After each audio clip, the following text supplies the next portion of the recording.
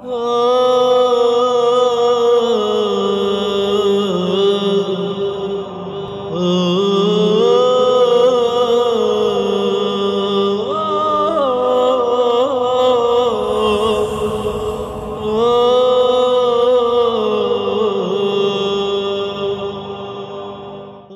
یہ مجلس 8ویں محرم کا دن گزر کے نویں شب جو آئے گی اس میں ٹیلی کاسٹ ہوگی. 8 محرم کا دن گزر کے نویں رات.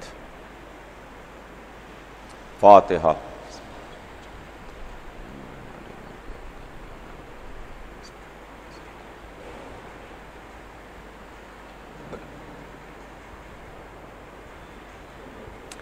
اعوذ باللہ السمیع العلیم من الشیطان اللعین الرجیم. بسم اللہ الرحمن الرحیم. الحمد للہ رب العالمین والصلاة والسلام علی سیدنا و نبینا و شفیعنا بالقاسم محمد وآلہ الطیبین الطاہرین المعصومین ولعنۃ اللہ علی اعدائہم اجمعین من یومنا ھذا الی یوم الدین. اما بعد فقد قال اللہ سبحانہ تبارک و تعالی فی کتابہ المبین وہو اصدق الصادقین. بسم اللہ الرحمن الرحیم. ان الدین عند اللہ الاسلام. خداوند عالم قرآن مجید میں ارشاد فرماتا ہے کہ یقیناً دین اللہ کے نزدیک اسلام ہے. عزیزان گرامی، ہمارے اور آپ کے درمیان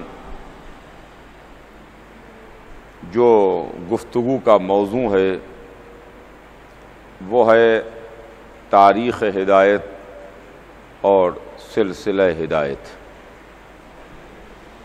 یہ سلسلہ جو سلسلہ نبیوں کا سلسلہ ہے، رسولوں کا سلسلہ ہے، ہادیوں کا سلسلہ ہے. ہم کو تاریخ سے، ہسٹری سے، قرآن سے ان اللہ والوں کا ذکر ملتا ہے جنہوں نے انسانیت کے واسطے آ کے بڑے اہم کارنامے انجام دیے اور انسانیت کی خدمت کی ہے، ہیومینٹی کی خدمت کی ہے. اس لیے کہ دیکھیے تاریخ بہت بڑی شے ہے، بہت بڑی چیز ہے. ہسٹری سے اور تاریخ سے ہمیں سارے معاملات اور ساری باتوں کا پتہ چلتا ہے. ہم آج 2020 میں سانس لے رہے ہیں، لیکن 1920 میں ہم نہیں تھے، 1820 میں ہم نہیں تھے، 1500 برس پہلے ہم نہیں تھے. لیکن جو واقعات ہم کو ملتے ہیں، جو کریکٹرز ہم کو ملتے ہیں، جو باتیں ہم کو ملتی ہیں، وہ سب کی سب ہمیں ہسٹری سے ملتی ہیں، تاریخ سے ملتی ہیں. تاریخ سے ہم کو اچھے کرداروں کا پتہ چلتا ہے اور تاریخی سے ہم کو برے کرداروں کے بارے میں بھی معلوم ہوتا ہے. تاریخ ہم کو بتاتی ہے کہ کون کیسا ہے، کون اچھا ہے، کون برا ہے، کس نے انسانیت کی خدمت کی ہے، کون زمانے کے لیے نقصان دے رہا ہے. تو اس طرح ہسٹری، تاریخ ہم کو روشنی فراہم کرتی ہے، روشنی دیتی ہے. تاریخ سے، تاریخ میں جو کریکٹرز بیان ہوتے ہیں ان کریکٹرز سے، ان کرداروں کے واقعات پڑھ کے ہم نتیجے نکالتے ہیں. اس لیے کہ کردار اچھے کردار بھی ہیں، کردار برے کردار بھی ہیں، کریکٹرز اچھے کریکٹرز بھی ہیں، کریکٹرز برے کریکٹرز بھی ہیں.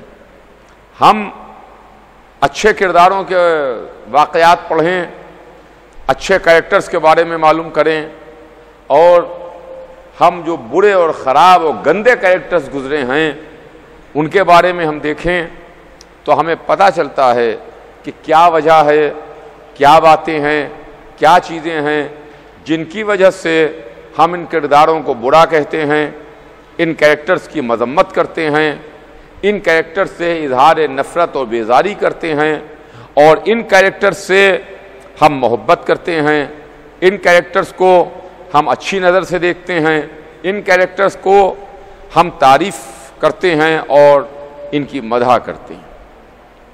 یہ ساری کی ساری چیزیں، یہ ساری کی ساری باتیں ہم کو تاریخ سے معلوم ہوتی ہیں، ہم کو ہسٹری سے معلوم ہوتی ہیں۔ اسی طرح تاریخ نے، ہسٹری نے، قرآن نے ہم کو انبیاء کے واقعات اور ان کیریکٹرز کے بارے میں بتایا جو کیریکٹرز ہماری رہبری کرنے کے واسطے آئے۔ میں نے ان مجلسوں میں آپ کی خدمت میں انبیاء کا ذکر کیا۔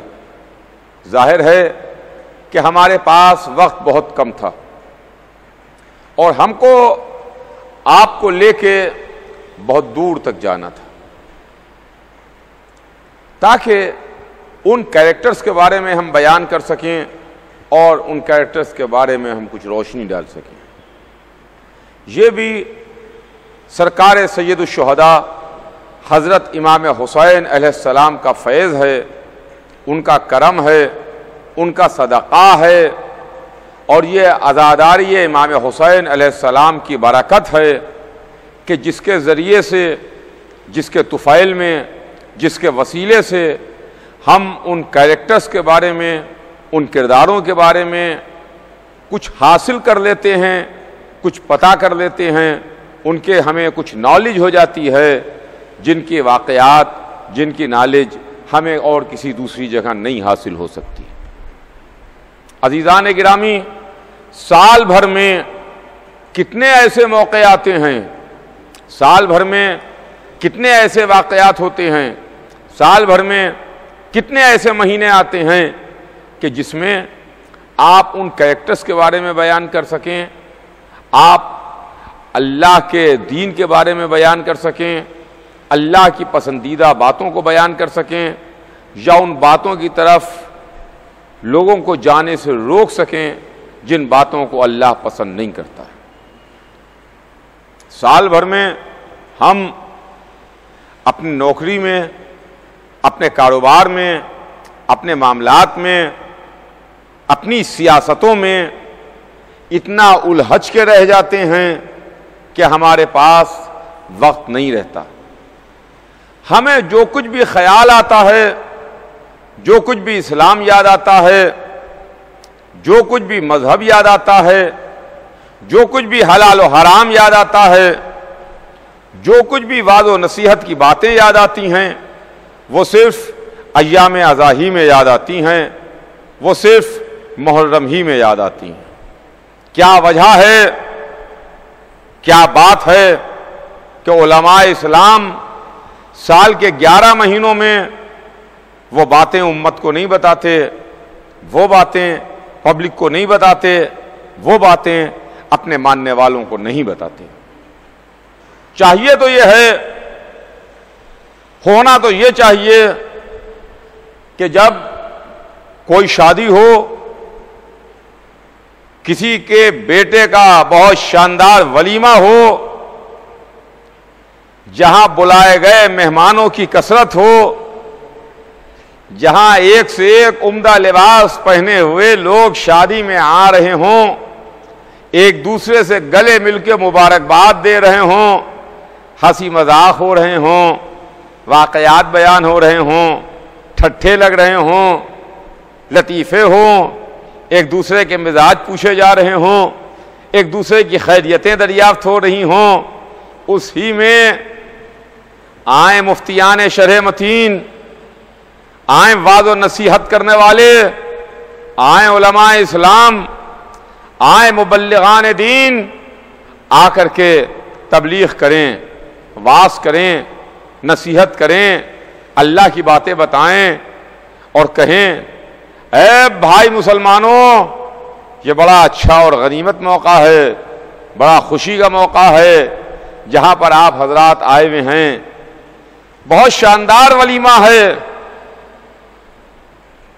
بہت اچھی اچھی ڈشیں کھانے کی پکی ہوئی ہیں، اس موقع پر کچھ اللہ کی باتیں ہو جائیں، کچھ مذہب کی باتیں ہو جائیں، کچھ دین کی باتیں ہو جائیں۔ لڑکے کے ولیمے کے موقع پر آپ کو یہ سب یاد نہیں آتا، اور سال میں دوسرے مواقع آتے ہیں، اس میں آپ کو کچھ یاد نہیں آتا۔ رمضان کا مہینہ ہے، وہ بھی کھانے پینے، افطاری اور سحری کی نظر ہو جاتا ہے۔ دو عظیم دن جس کو اللہ نے عید قرار دیا، عید الاضحیٰ اور عید الفطر، یہ بھی ہم نے کھانے پینے ہی کی نظر کر دی۔ ہمارے پاس سال کے 365 دنوں میں کچھ بھی نہیں ہے۔ اگر علماء اسلام کو، اگر ان لوگوں کو جن کے دل میں درد قومی ہے، ان لوگوں کو جن کے دل میں ملت کا درد ہے، ان کو اگر یاد آتا ہے تو سب صرف 10 دن میں یاد آتا ہے۔ جو کچھ بھی یاد آتا ہے صرف ایام اضاحی میں یاد آتا ہے۔ واجبات انہی 10 دنوں میں یاد آتے ہیں، موعظے انہی 10 دنوں میں یاد آتے ہیں، انسان کے کریکٹر کی سازی کی باتیں انہی 10 دنوں میں یاد آتی ہیں، پڑوسی کے حقوق انہی 10 دنوں میں یاد آتے ہیں، والدین کے حقوق انہی 10 دنوں میں یاد آتے ہیں۔ مختصر یہ ہے، پورا دین، پورا مذہب، ساری باتیں آپ کو انہی 10 دنوں میں یاد آتی ہیں کہ جب ذاکر فضائل و مصائب اہل بیت بیان کرنے کے واسطے منبر پر آتا ہے، تو اس وقت آپ یہ کہتے ہیں کیا اچھا ہو اگر یہ بیان کیا جائے، کیا اچھا ہو اگر وہ بیان کیا جائے، کیا اچھا ہو اگر مقصد شہادت حسین بیان کیا جائے۔ بے شک ضرور بیان کیا جائے، مگر دیکھیے کسی کے حصے میں کٹوتی کر کے نہیں بیان کیا جانا چاہیے ہے، کسی کے حصے کو کٹ کر کے نہیں بیان کیا جانا چاہیے ہے۔ یہ مجلس ہے، مجلس حسین، اس میں بیان ہوں گے فضائل اہل بیت، اس میں بیان ہوں گے مصائب حسین۔ مصائب حسین بیان کرنے کے بعد، فضائل اہل بیت بیان کرنے کے بعد، معجزات حیدر کرار بیان کرنے کے بعد، اس کے بعد سال بھر میں جتنے دن بچیں آپ خوب کہیے، ہم خوب اچھی اچھی باتیں بیان کریں گے۔ مگر آپ کو صرف 10 ہی دن میں محرم میں اسلام یاد آتا ہے، 10 ہی دن میں دین یاد آتا ہے، 10 ہی دن میں مذہب یاد آتا ہے، 10 ہی دن میں اسلام یاد آتا ہے، قرآن بھی 10 ہی دن میں یاد آیا، احادیث بھی 10 ہی دن میں یاد آئیں، واجبات بھی 10 دن میں یاد آئے، حرام باتیں بھی 10 دن ہی میں یاد آئیں جن کی طرف روکا جائے، پڑوسی کے حقوق بھی 10 ہی دن میں یاد آئے، والدین ان کے حقوق یہ بھی 10 دن میں یاد آئے۔ کیا کرنا چاہیے، کن باتوں کو انسان کو اپنے کریکٹر میں ڈھالنا چاہیے، کن بری باتوں سے رکنا چاہیے، یہ سب پورا دین آپ کو 10 دن میں یاد آ رہا ہے۔ اس کا مطلب یہ ہے ہم یہ سوچنے پر مجبور ہوتے ہیں کہ آپ زبان سے تو نہیں کہہ رہے ہیں مگر دل آپ کا یہ کہہ رہا ہے کہ دی است حسین، دی پناہ است حسین۔ حسین دین بھی ہیں، دین کی پناہ بھی ہیں۔ تو عزیزان گرامی، یہ میرے دل میں ایک درد ہے، ایک دل میں درد ہے، سال بھر میں نہیں یاد آتا۔ مقصد شہادت بیان کیا جائے کہ حسین ابن علی نے اپنی شہادت کیوں دی۔ حسین نے اپنے نانا کے پیغام کو بچانے کے واسطے اپنی شہادت دی ہے۔ اپنے نانا کے دین کو زندہ رکھنے کے واسطے اپنی شہادت دی ہے، اور شہادت دے کر کے حسین شہادت عظمیٰ کا تاج پہن کے صبح قیامت تک کے واسطے اسلام کو زندہ کر کے آرام کر گئے۔ اب اس کے بعد حسین کی قربانی ہے، حسین کی عظمت ہے، حسین کی بزرگی ہے، حسین کی شہادت ہے، حسین کا غم ہے، حسین کے غم میں عزاداری ہے۔ یہ ہمیں بپا کرنا ہے، یہ ہمیں کرنا ہے۔ بہرحال اس مہاماری میں، اس کرونا اور کووڈ میں ہم سید الشہداء کا غم منا رہے ہیں، آن لائن ذکر کر رہے ہیں، آن لائن مجلسیں کر رہے ہیں۔ یہ حسین ابن علی ہیں جن کا غم کائنات میں منایا جا رہا ہے، جن کا غم زمین و آسمان میں ہے، جن کا غم کائنات میں ہے۔ اگر ہم حسین کا آج غم منائیں، اگر ہم حسین کے غم میں سیاپوش ہوں، تو حسین کو اس کی حاجت نہیں ہے، حسین کو اس کی ضرورت نہیں ہے۔ یہ غم حسین ہمارا محتاج نہیں ہے، بلکہ ہم اس کے محتاج ہیں کہ ہم حسین کا غم منائیں۔ کسی کے ذہن میں، توجہ چاہوں گا عزیزان گرامی، کسی کے ذہن میں یہ گمان نہ آنے پائے کہ حسین ہماری وجہ سے زندہ ہیں۔ نہ کسی رئیس کے ذہن میں آئے، نہ کسی دولت والے کے ذہن میں آئے، نہ کسی پیسے والے کے ذہن میں آئے، نہ کسی ثروت والے کے ذہن میں آئے، نہ کسی مولانا کے ذہن میں آئے، نہ کسی ادارے والے کے ذہن میں آئے کہ حسین ہماری وجہ سے زندہ ہیں۔ نہیں نہیں، حسین آپ کی وجہ سے زندہ نہیں ہیں، حسین اپنی عظمت و قربانی کی وجہ سے زندہ ہیں۔ آج جو ہم پہچانے جاتے ہیں، آپ پہچانے جاتے ہیں، ہمارے اور آپ کا تعارف اور آئیڈینٹی ہے، وہ حسین ابن علی کی وجہ سے ہے، حسین ابن علی کا صدقہ ہے۔ عزیزان گرامی، یہ سید الشہداء امام حسین علیہ السلام کی منزل ہے۔ حسین اور غم حسین یہ اس کا محتاج نہیں ہے کہ پیسے والے تبرک بانٹیں تو حسین کی مجلس ہوگی، دولت والے غم منائیں تو حسین کا غم منایا جائے گا۔ نہیں نہیں، حسین اس کے محتاج نہیں ہیں۔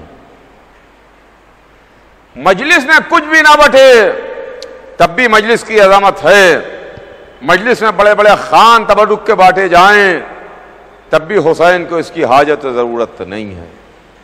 تو عزیزان گرامی، یہ محرم، یہ عزاداری، یہ مجلس، یہ ماتم، یہ سیاہ پوشی، یہ گریہ، یہ یا حسین کی صدائیں جو ہم کو زندہ رکھے ہوئے ہیں، جو ہماری شناخت ہیں، جو ہماری پہچان ہیں، جو ہماری آئیڈینٹی ہیں، جو ہمارا تشخص ہیں۔ ورنہ مسلمانوں کی بھیڑ میں ہم کب کے کھو چکے ہوتے۔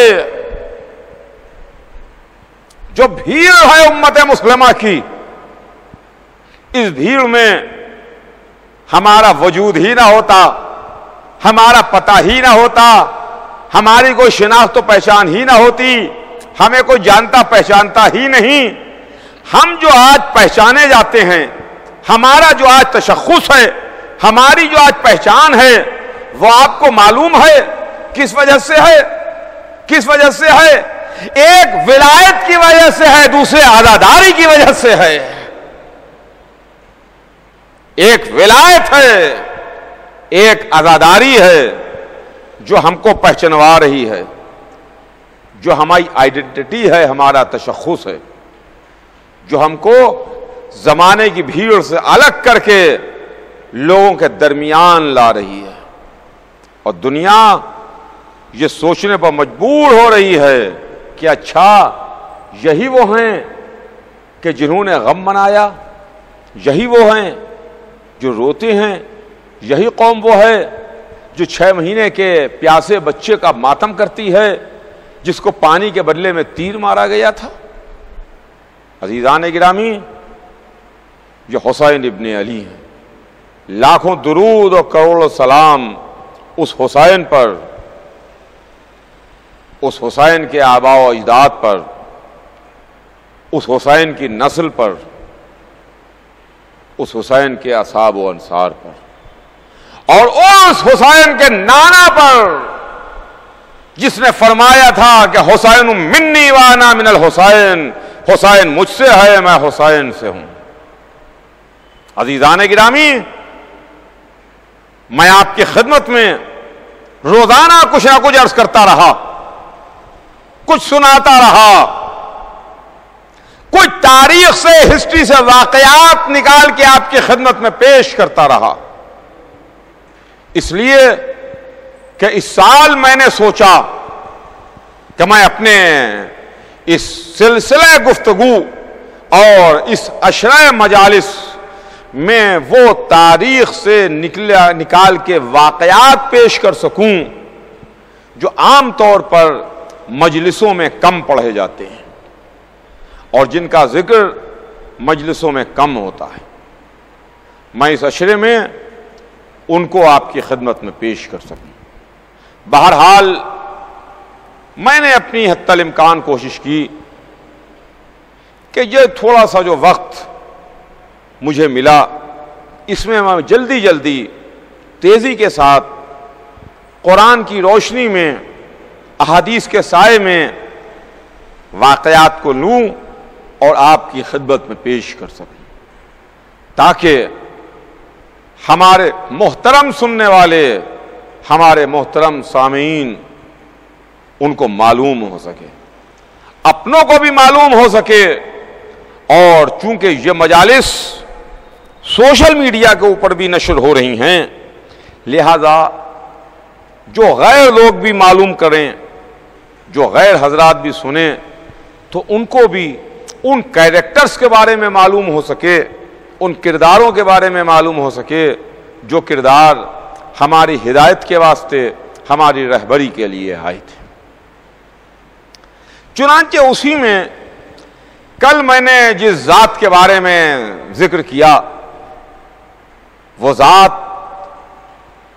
فخر کائنات ہے، وہ ذات فخر موجودات ہے، وہ ذات رحمت للعالمین ہے، وہ ذات وہ ہے کہ جو دین لے کے آئی، دین صبح قیامت تک باقی رہے گا، جو شریعت لے کے آئی وہ شریعت صبح قیامت تک رہے گی، جو قانون و اصول لے کے آئی وہ قانون و اصول صبح قیامت تک باقی رہیں گے، جو کتاب لے کے آئی وہ کتاب صبح قیامت تک باقی رہے گی۔ یعنی حضور سرور کائنات محمد مصطفیٰ احمد مجتبیٰ صلی اللہ علیہ وآلہ وسلم،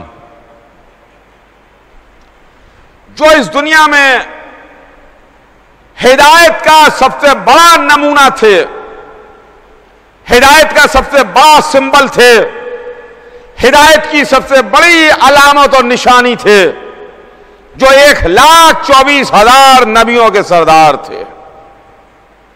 اس واسطے کہ اللہ نے 1,24,000 نبیوں کو خلق کیا، 1,24,000 نبیوں کو منتخب کیا، 1,24,000 نبی بھیجے۔ ان 1,24,000 میں سب مرتبے میں ایک جیسے نہیں تھے، کچھ بڑے تھے، کچھ چھوٹے تھے۔ یہ میں اپنی طرف سے نہیں کہتا، میری کیا حیثیت کہ میں کسی کو بڑا کہوں یا کسی کو چھوٹا کہوں۔ قرآن نے ہم کو روشنی دی، اس واسطے میں کہہ رہا ہوں فضلنا بعضهم علی بعض، ہم نے بعض کو بعض پر فضیلت دی ہے۔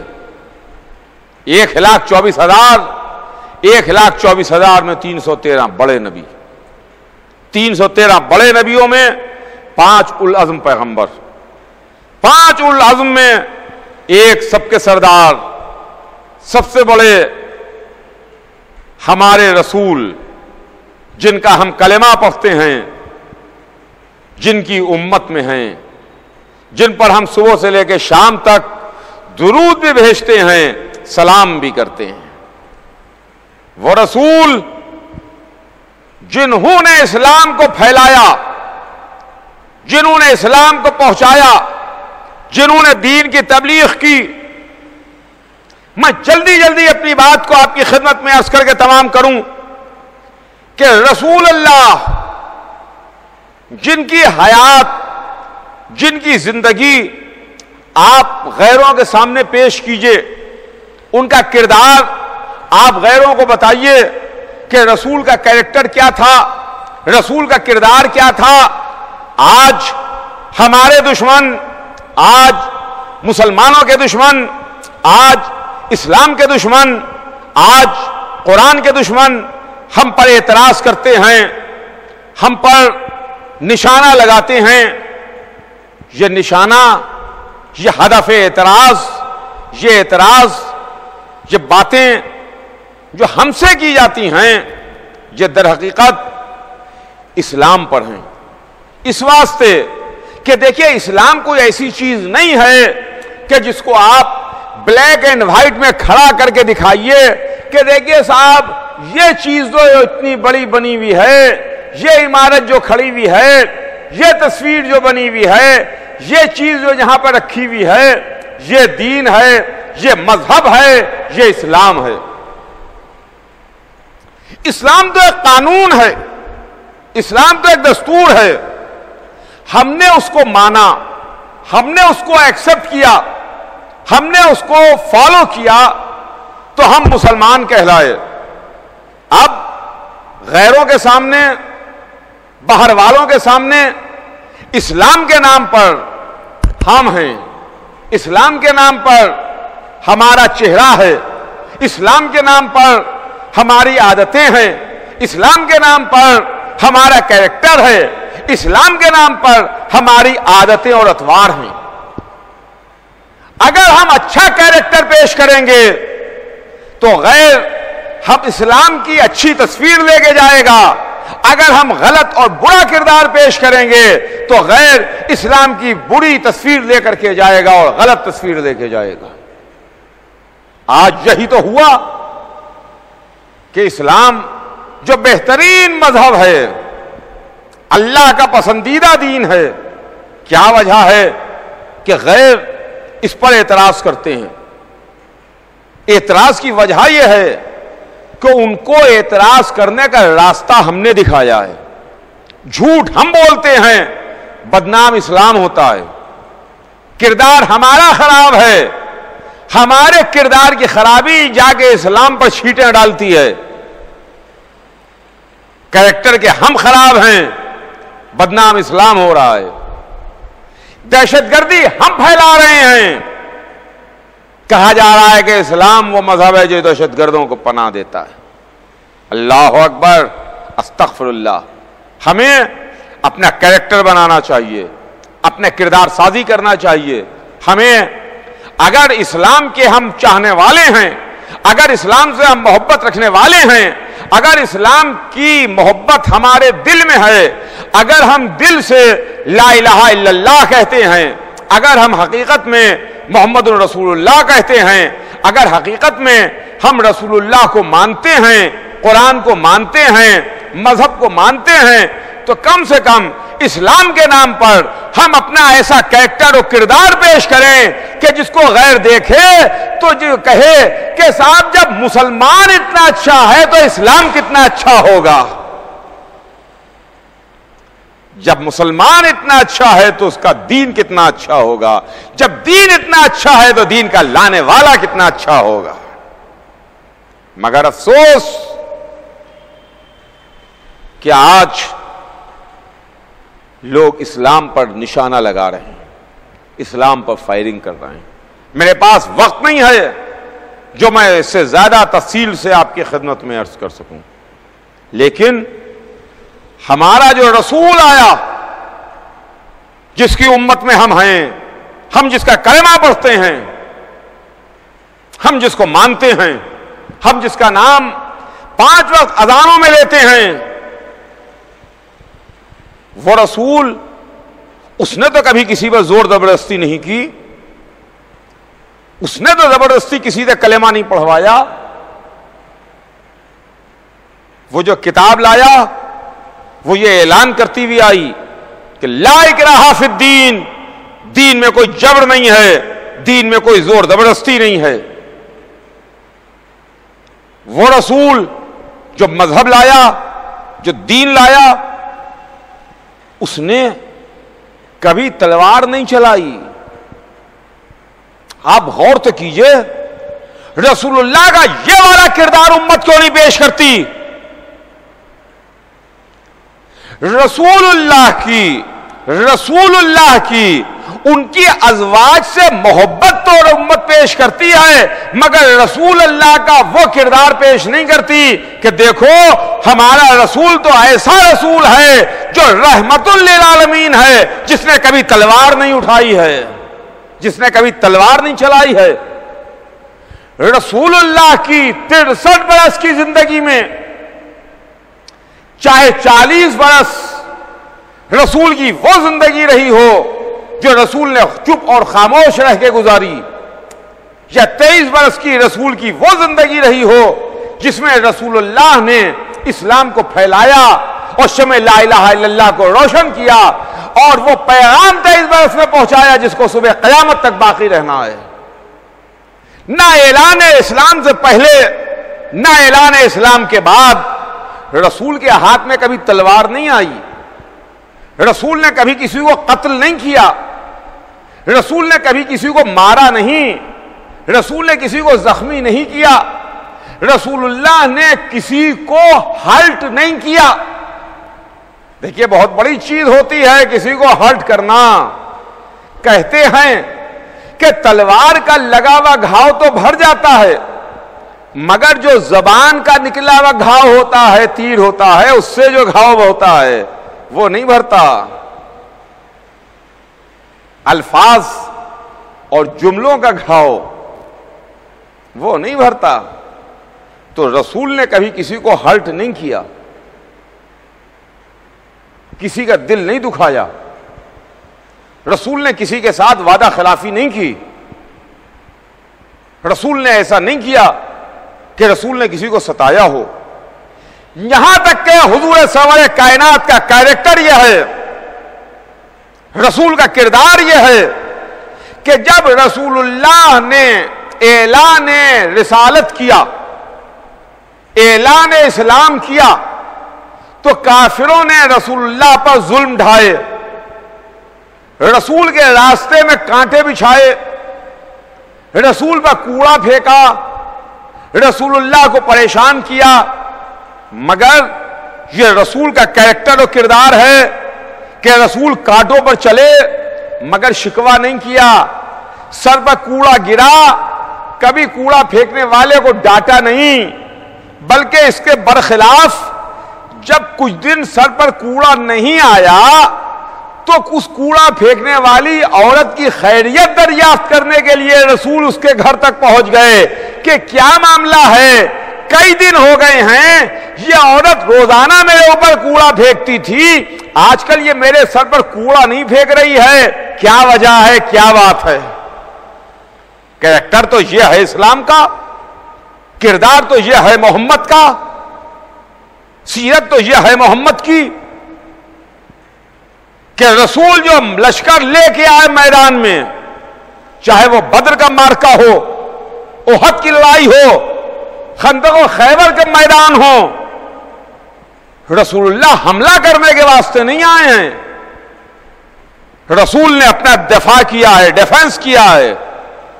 یہ لڑائیاں آفینسو نہیں ہیں بلکہ لڑائیاں ڈیفینسو ہیں. رسول نے ڈیفنس کیا ہے، رسول نے بچاؤ کیا ہے. بدر و احد میں کافر مقابلے پر آئے، ابو سفیان لشکر لے کے آیا. خندق میں کافر مقابلے پر آئے، کافروں نے حملہ کیا، بہت سے قبیلے والے آپس میں یونائٹ ہو گئے اور اسلام پر حملہ کیا، مسلمانوں پر حملہ کیا. جنگ خیبر میں یہودی مقابلے پر آئے، یہودیوں نے آ کے حملہ کیا. رسول نے نہ کسی یہودی پر حملہ کیا، نہ کسی کافر پر حملہ کیا، نہ کسی اللہ اور رسول کا انکار کرنے والے پر حملہ کیا۔ ہاں، جو حملہ کرنے کے واسطے آیا اس کے حملے کا جواب دیا ہے۔ اسلام یہ تو کہتا ہے کہ ناحق کسی پر حملہ نہ کرو، مگر ہاں اگر کوئی حملہ کرنے کے واسطے آئے تو اتنی ایسی کمزور گردن بھی نہ ہو کہ تمہاری گردن کاٹ کے لے جائے۔ اس کا ڈیفنس کیا، اس سے مقابلہ کیا، اور اس کے بعد کافر بدر میں آئے، کافر احد میں آئے، کافر خندق میں آئے، یہودی خیبر میں آئے، مگر ابھی ایک قوم اور بچی، ایک قوم اور تھی، عیسائیوں کی قوم تھی۔ عیسائی تھے، یہ بھی مخالف تھے،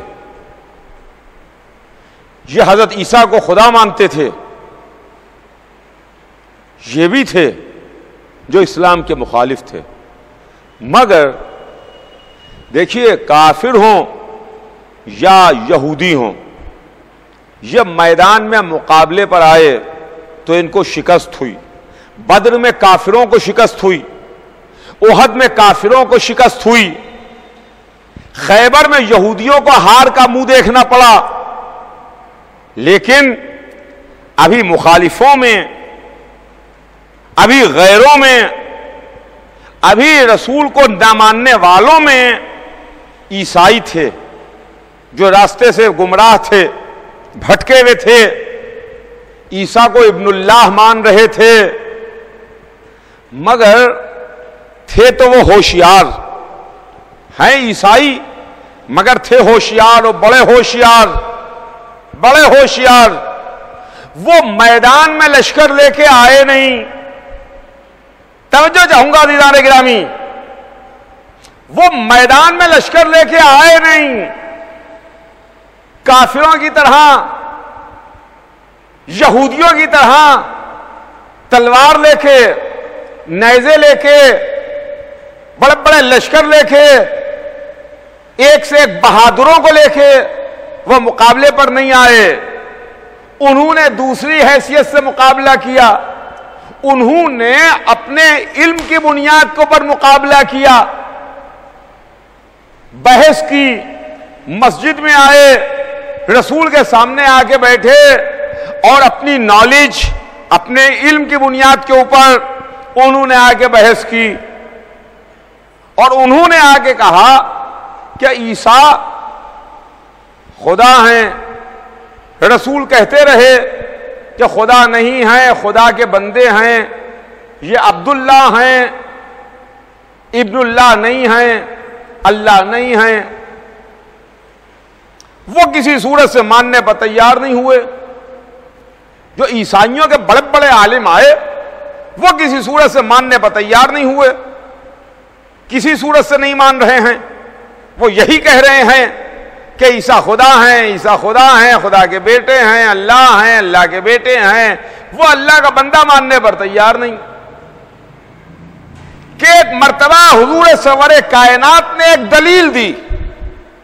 توجہ چاہوں گا عزیزان گرامی، رسول اللہ نے جب کسی صورت سے قائل ہی نہیں ہو رہے ہیں تو ان سے کہا کہ بھئی ہمیں تمہارے عیسیٰ کی ایک بات اچھی نہیں لگتی، ایک بات ہمیں سمجھ میں نہیں آتی۔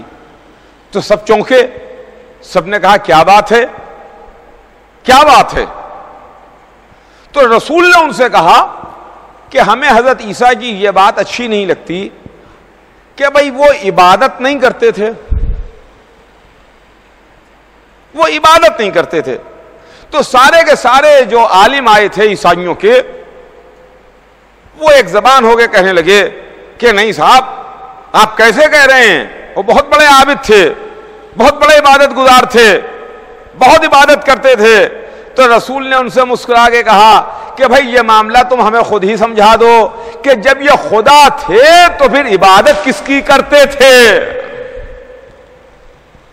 جب خود اللہ ہیں تو پھر عبادت کس کی کر رہے ہیں؟ اس چیز نے ان کو لاجواب کر دیا. بہرحال عیسائی مقابلے پر نہیں آئے، اور جب مباہلے والی آیت آئی تو آئے تم میدان میں، مگر تلوار لے کے نہیں آئے تھے. جب قرآن نے انویٹیشن بھیجا، ومن حاجک فیہ من بعد ما جاءک من العلم فقل تعالوا ندعو ابناءنا وابناءکم ونساءنا ونساءکم وانفسنا وانفسکم ثم نبتہل فنجعل لعنۃ اللہ علی الکاذبین. یہ آیت اتری، رسول اللہ ایک چھوٹا سا قافلہ لے کے چلے، گود میں اپنے چھوٹے شہزادے حسین کو لیا، بڑے شہزادے حسن کی انگلی پکڑی، سر سے پیر تک چادر میں بی بی فاطمہ زہرا پیچھے ہیں، ان کے پیچھے مولائے کائنات علی ابن ابی طالب ہیں. یہ چھوٹا سا قافلہ رسول لے کے چلے. اب انہیں غور سے دیکھ لیجئے، انہیں پہچان لیجئے، یہ رسول ہیں. یہ گود میں بڑا نواسا حسین ہے، یہ انگلی پکڑے چھوٹا نواسا گود میں حسین ہے، بڑا نواسا انگلی پکڑے ہوئے حسن ہے. ان کے پیچھے سر سے پیر تک چادر میں ایک لوتی بیٹی فاطمہ زہرا ہیں، ان کے پیچھے بھائی اور داماد علی ہیں. اب پہچان لیجئے، شاید رسول اللہ نے میدان مباہلہ میں لا کے ہادیوں کو پہچانوا دیا کہ دیکھو میرے بعد جب ہدایت کا سلسلہ چلے گا، میرے بعد جب ہدایت کی بات آئے، جب رہبری کی بات آئے، جب سلسلے کی بات آئے تو میرے بعد علی ہوں گے، علی کے بعد حسن ہوں گے، حسن کے بعد حسین ہوں گے، اور جب بیویوں کی بات آئے گی تو میری بیٹی فاطمہ زہرا ہوگی جو عالمین کی عورتوں کی سردار ہوگی. تو عزیزان گرامی، یہ منزل ہے خدا کی قسم، یہ اہل بیت ہیں، یہ سلسلہ ہدایت ہے. جہاں عیسائیوں نے ٹیکس دینا منظور کیا مگر ان کے مقابلے کو پر آنا منظور نہیں کیا، ان کے سامنے تیر و تلوار لے کے آنا منظور نہیں کیا، ان کے سامنے لشکر کو لانا منظور نہیں کیا. ہاں یہ کہتے ہوئے پیچھے ہٹ گئے، ٹیکس دے دیا کہ آج میں ایسے چہرے دیکھ رہا ہوں جو اگر اشارہ کر دیں تو پہاڑ اپنی جگہ چھوڑ دیں.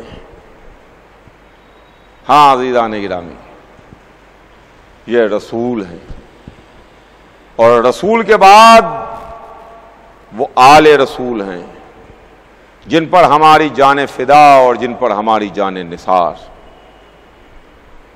اس واسطے کہ جب رسول حج آخر سے پلٹ رہے تھے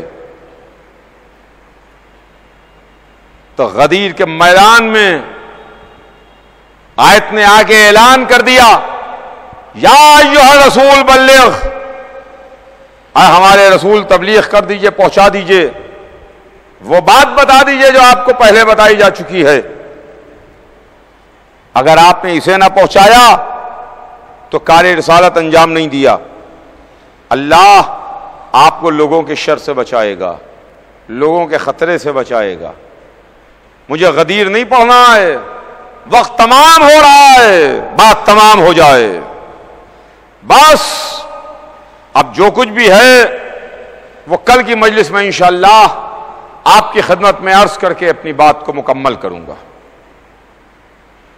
کہ غدیر کے میدان میں حضور سرور کائنات نے اللہ کی مرضی سے، اللہ کے حکم سے علی کی ولایت کا اعلان کیا.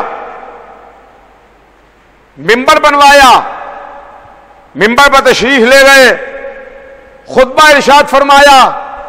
جب خطبہ دے چکے تو فرمایا کہ اللہ مولایا، اللہ میرا مولا، وَأَنَا مَوْلَى الْمُؤْمِنِينَ، میں مومنوں کا مولا، توجہ چاہتا ہوں، اللہ میرا مولا، میں مومنوں کا مولا، وانا مولا المومنین، میں مومنوں کا مولا۔ اتنا کہتے کہتے علی کو ہاتھوں پر بلند کیا اور امت کو دکھا دیا کہ من کن تو مولا ہو فہذا علی مولا، جس کا میں مولا اس کے یہ علی مولا۔ علی کی ولایت کا اعلان کیا، علی کی ولایت کا اعلان کیا، بتا دیا کہ دیکھو یہ سلسلہ ولایت ہے، یہ سلسلہ ہدایت ہے، یہ سلسلہ رہبری ہے کہ میرے بعد علی ولی ہیں، میرے بعد علی ہیں۔ اگر ہدایت چاہیے ہو، اگر رہبری چاہیے ہو، اگر تمہیں صراط مستقیم کی تلاش ہو تو ادھر ادھر نہ بھٹکنا، غدیر کی دوپہر میں آ جانا۔ محمد جس کو ہاتھوں پر بلند کیے ہوں،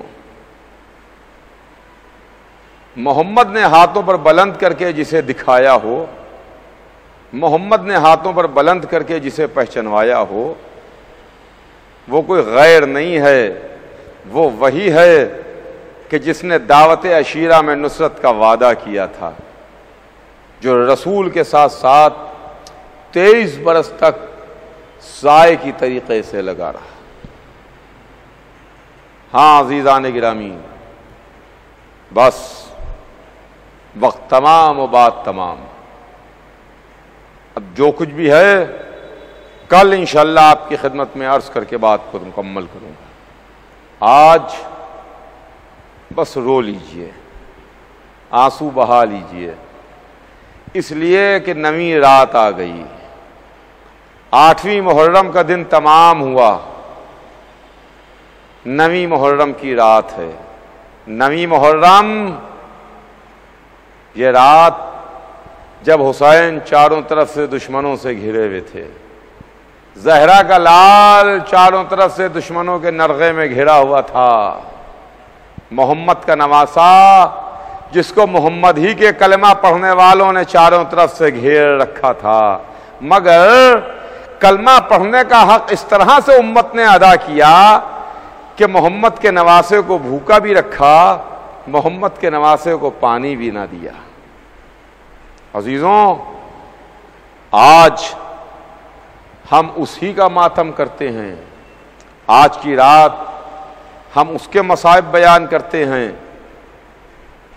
کہ جس کا نام تو علی تھا مگر صورت میں، سیرت میں، رفتار میں، گفتار میں، انداز میں، لہجے میں، صورت میں، سیرت میں وہ محمد سے مشابہ تھا، محمد کی تصویر تھا۔ آپ سمجھ گئے نا کہ یہ کون ہے؟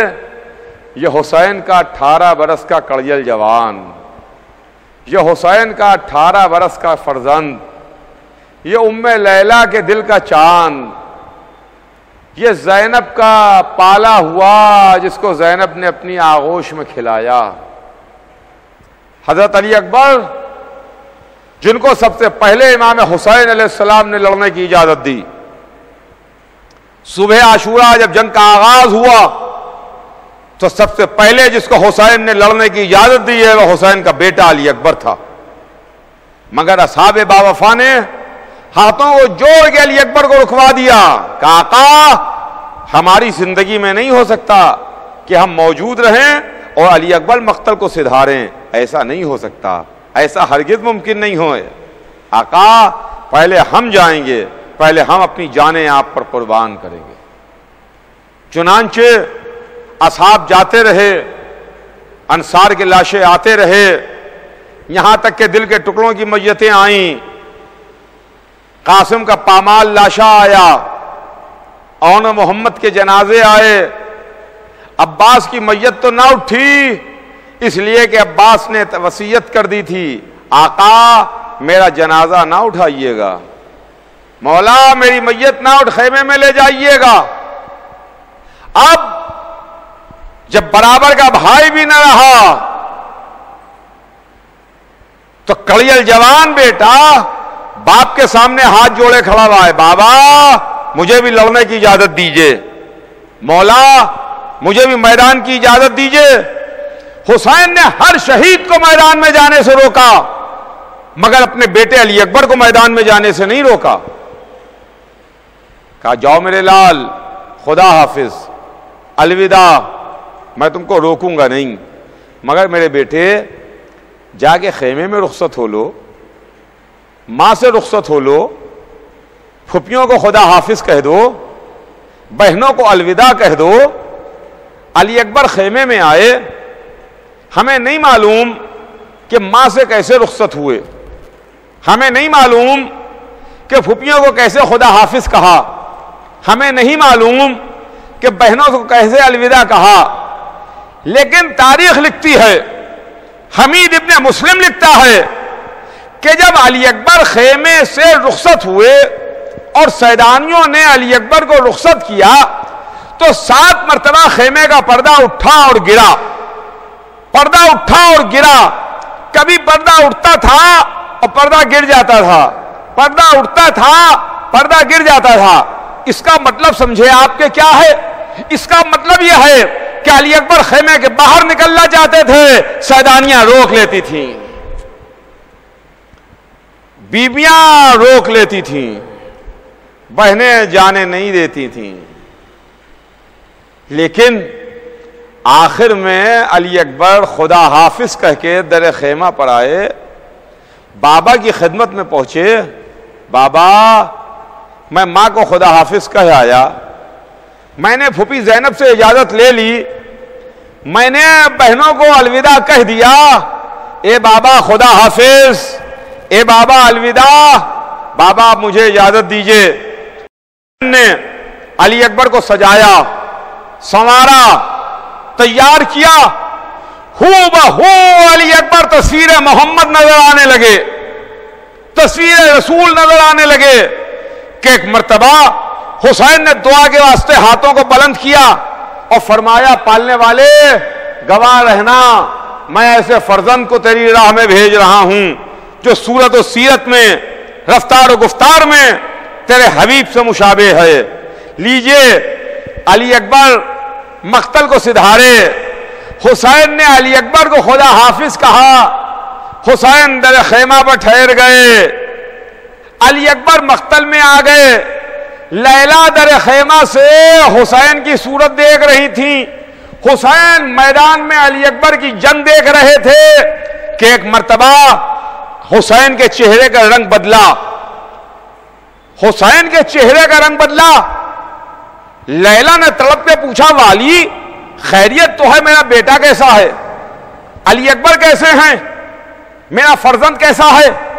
حسین نے جواب دیا لیلا ایک نامی گرامی پہلوان تمہارے بیٹے کے مقابلے میں آیا ہے، وہ سیر و سیراب ہے، تمہارا لال پیاسا ہے، میں نے نانا سے سنا ہے کہ ماں کی دعا بیٹے کے لیے قبول ہوتی ہے، جاؤ جا کے علی اکبر کی سلامتی کی دعا کرو۔ لیجئے لیلا خیمے میں آئیں، سیدانیوں کو جمع کیا، سر کے بالوں کو کھولا، ہاتھوں کو بلند کیا، اے یعقوب کو یوسف سے ملانے والے، اے ہاجرہ کو اسماعیل سے ملانے والے، میرے علی اکبر کو مجھ سے ملا دے، میرے یوسف کو مجھ سے ملا دے، میرے اسماعیل کو مجھ سے ملا دے۔ ماں دعا کر رہی تھی کہ فضہ نے آگے کہا شہزادی مبارک ہو، علی اکبر آ گئے۔ اب جو ماں در خیمہ پر آئی تو بیٹے کو پہچان نہ سکی، علی اکبر خون میں نہائے کھڑے ہوئے تھے، سر سے پیر تک جسم خونوں سے آلود تھا، اپنی سوکھی ہوئی زبان چبا کے باپ سے کہہ رہے تھے بابا بابا ہل تجد من الماء سبیلا، کیا کوئی پانی کی سبیل ہو سکتی ہے؟ حسین نے دہن میں انگوٹھی رکھی، کہا جاؤ میرے لال، تمہارے دادا تمہیں آب کوثر سے سیراب کریں گے۔ علی اکبر مقتل میں سدھارے، حسین در خیمہ پر کسی انتظار میں بیٹھے۔ کچھ دیر میں حسین کے کانوں میں ایک آواز آئی، اے بابا میرا آخری سلام۔